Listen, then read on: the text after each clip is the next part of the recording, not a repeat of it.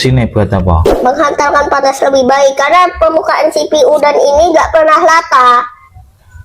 Pasti tetap akan bergelombang walaupun gelombangnya tingkat atom. Apa ini? Kamu dapat servisan? Punya siapa? Apa? Ini di bawah aku kasih 2 buah penyangga, yaitu tusuk sate dan kaldu. Ini dinamonya itu menggunakan dinamo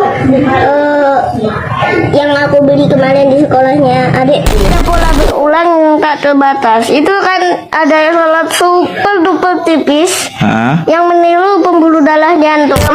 Geometri itu adalah bagian dari matematika. Dan geometri itu tentang bentuk. Jadi matematika itu sebenarnya bentuk bukan angka. Fungsinya kapasitor apa sih? Untuk menyimpan energi listrik. Jadi energi dari kapasitor itu akan dikirimkan ke listriknya dan kembali lagi ke kapasitor dikirimkan lagi.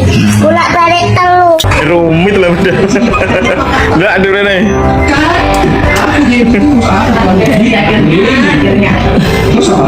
Kemarin mesin jam dinding jam model lama itu loh. Ini tuh rusak, copot, terus sama Mas Dewa dibongkar sekalian. Yang saya heran gitu banyak gear atau gigi atau gearbox yang begitu rumit kalau menurut saya. Kok bisa dirakit kembali dan berfungsi lagi? Ini bisa.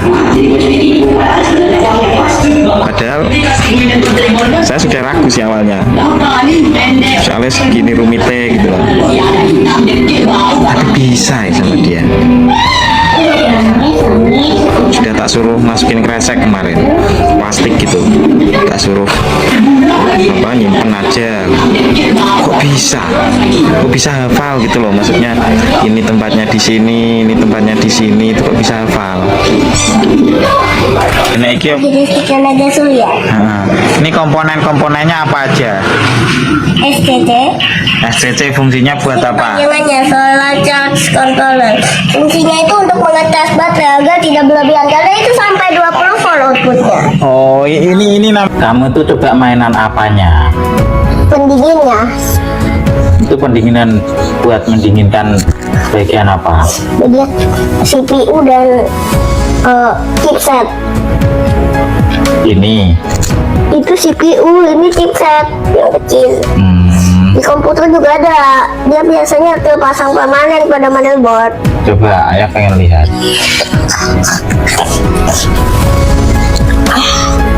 Ini kenapa sih? Ini kipas. Akhirnya emang banyak, ada 4 biji gitu. Enggak, ini kok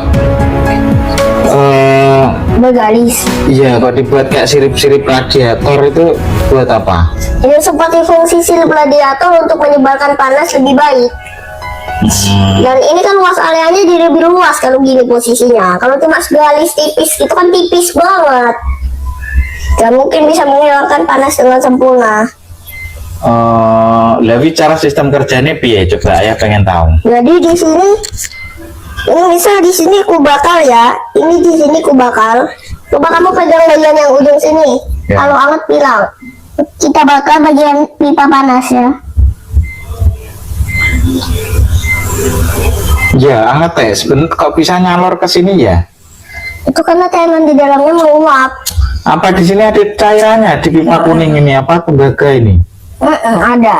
Ini aja sekarang yang sisi sini udah dingin nih, padahal udah baru saja habis kebakar. Tapi sini kok hangat? Karena dia panasnya tersalur ke sini dan gak bakal kembali lagi. Dan caranya bakal kembali lagi, ngambil panas lagi, balik lagi ke sini, kembali lagi dan seterusnya. Dan apalagi kalau kipasnya disuplai.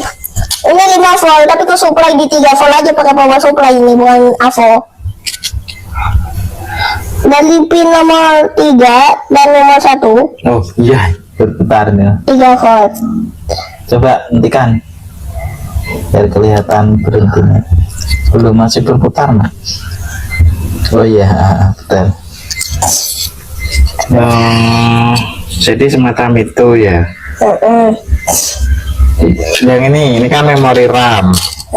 Fungsinya apa memori RAM itu? Jadi data dari ini hard disk masuk ke sini, melewati beberapa jalur masuk ke sini, melewati chipset, lalu lintas jalur data, lalu masuk ke RAM, disimpan sebentar, baru dikirimkan ke sini. Makanya ada loading.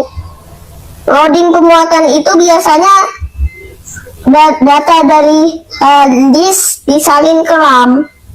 Berarti fungsi RAM itu untuk apa? Untuk menyimpan data sementara. Oh. Jadi data dari hard disk melewati chipset, lalu baru ke sini, terus dari sini ke sini. Terus diproses di prosesor sini atau CPU ini. Oh. Dan ini komponen yang menghasilkan panas paling tinggi. Walaupun ini juga menghasilkan panas, tapi di sini nggak ada pipa panas, jadi dia nggak terlalu panas. Oh, berarti yang komponen paling menghasilkan panas tertinggi itu ya apa ini tadi? CPU atau prosesor ini ya. Padahal tegangannya cuma 1 volt. Ya padahal tak lihat tadi itu cuma ada bintik gitu loh. Kok dia bisa mengoperasikan, mengatur program ya dia? Itu sebenarnya bukan bintik, itu emas. Masa emas? Kak. Ini buktinya nih, warna kuning emas. Bukannya kuningan tuh itu? Bukan. Fungsinya buat apa? Menghantarkan panas lebih baik, karena permukaan CPU dan ini nggak pernah rata. Pasti tetap akan bergelombang, walaupun gelombangnya tingkat atom itu bisa langsung menghancurkan penghantaran panasnya. Oh, makanya dikasih itu biar bisa sempurna gitu dah. Biar bisa rata. Sama bahannya juga tidak menggatalkan listrik dan bisa menghantarkan panas dengan sangat-sangat baik. Dan mapet juga begitu. Dari apa ini botol loh, teman-teman? Kok bisa kamu? Ini di dalamnya masih ada oksigennya ini. Tinggal tunggu aja sampai ini oksigennya hilang semua, kebakar sama ini. Udah berhasil menciptakan bola. Fosil laut yang berada di puncak Gunung Everest, dan di berita tersebut mengatakan bahwa itu bukti puncak tertinggi Everest dulunya pernah menjadi dasar lautan. Kalau menurut teorimu gimana? Itu betul. Kok bisa? Apa alasanmu? Karena gunung itu tuh bentuknya ini misalnya ada 2 lempeng bumi ya yang saling bertabrakan, dan beberapa lempeng bumi kalau miring sedikit saja ke atas, maka dia akan langsung terus ke atas. Dan itu makanya di beberapa pertemuan antar lempeng, kayak ini misal lempeng yang bertabrakan seperti ini, pas kemungkinan besar terbentuk gunung. Berarti proses terbentuknya gunung itu seperti itu. Makanya gunung itu sebenarnya di tengahnya itu terbelah loh. Gunung tengahnya apa ya? Terbelah. Kok terbelah? Terbelah karena kan ini pasti di tengah-tengahnya ada celah kecil. Oh. Dan makanya gunung itu bisa meledak terus. Gunung berapi itu karena nyambung langsung ke bagian mantel bumi. Bagian apa? Mantel bumi, satu di bawah kelak bumi. Kelaknya salah ini. Oh. Tapi malah ke bumi itu full lava semua. Ini misalnya lempeng bumi ya,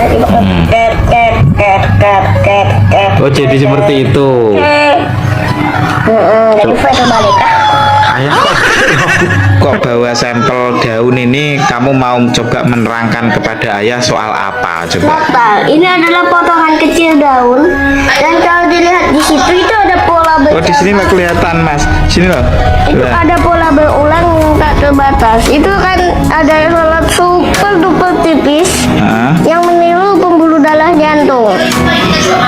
Dan dia menyalurkan nutrisi ke setiap bagian dari tanaman. Ini masuk pola ini sama dengan yang di jantung atau paru-paru? Sama, karena alam itu bersifat acak. Dan walaupun tetap ada pola berulang, tapi tidak akan pernah sama. Tidak ada pola yang sama, kecuali satu jenis fraktal. Kecuali fraktal itu selalu sama. Kayak ini kan ada cabangan, di dalamnya ada pola cabangan lagi, dan dalamnya ada cabangan lagi, dan seterusnya sampai sekecil sampai batasnya. Maksudnya pola itu akan berulang terus menerus sampai tak terbatas gitu. Sampai ukuran atom.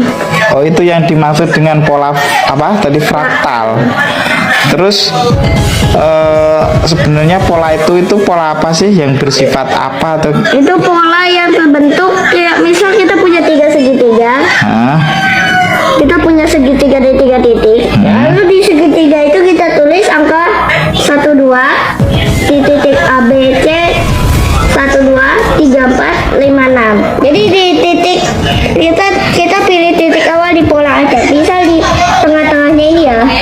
Terus kita gocok dadu, dan kalau kita mendapatkan pola sekitar angka 6, berarti kita harus menggambar setengahnya dari pola yang ada angka 6 tadi. Dan kita harus ulangi proses itu ribuan kali, dan kita akan mendapatkan bentuk segitiga yang berulang.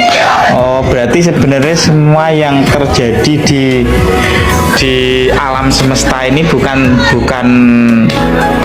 apa namanya? Bukan acak ya, tapi terstruktur sebenarnya seperti itu. Maksudnya ada polanya gitu ta? Dan matematika itu sebenarnya bukan angka, Lah, tapi terus? bentuk. Kok bisa? Karena kita menggunakan angka untuk mengukur bentuk. Kayak misal 1 mm 2 mm itu kan hubungannya sama bentuk. Oh, Tapi iya. juga pakai nilai matematika. Berarti matematika tuh aslinya bentuk. Dan apa sih itu namanya, pola-pola apa sih itu namanya, geometri. Geometri itu adalah bagian dari matematika. Dan geometri itu tentang bentuk. Jadi matematika itu sebenarnya bentuk, bukan angka.